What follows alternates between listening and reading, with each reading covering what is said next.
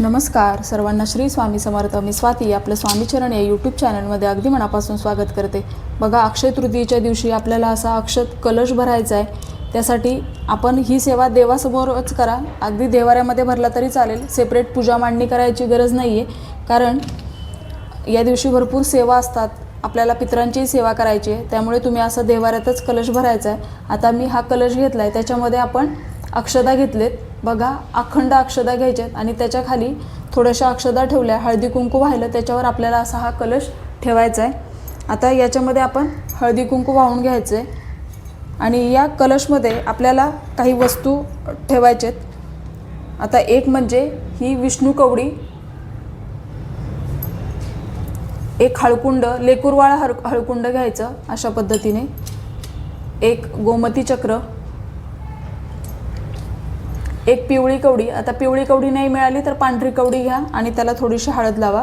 एक विलायची, 2 लवंगा घ्यायच्यात. आता लवंग घेताना अशा पद्धतीने त्याला फूल असणारी लवंग घ्या, तुटलेली लवंग घेऊ नये. एक सोन्याचा दागिना घ्यायचा आहे, कोणताही घ्या.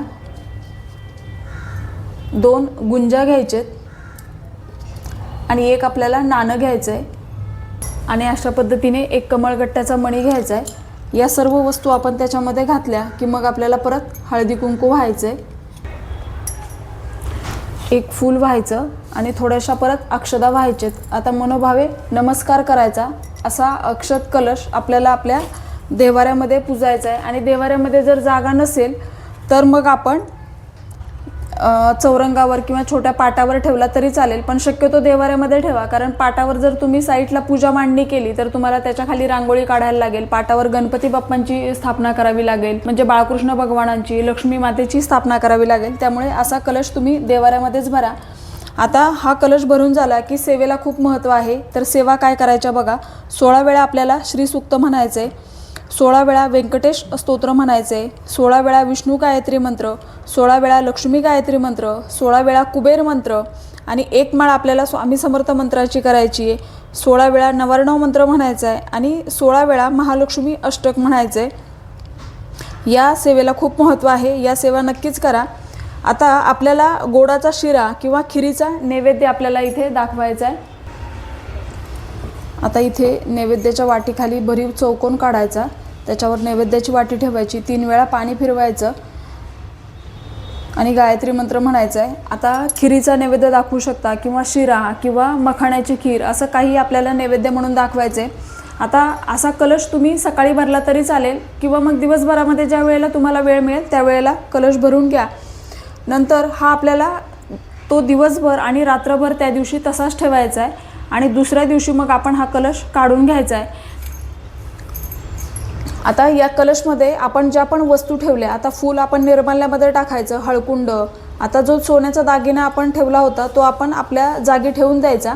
नंतर ज्या पण आपण वस्तू इथे घेतलेत, हळकुंड घेतलं, नाणं घेतलं, गोमती चक्र आहे, अशी विष्णू कवडी आहे, या सर्व वस्तू आपल्याला आपल्या तिजोरीमध्ये ठेवायचेत.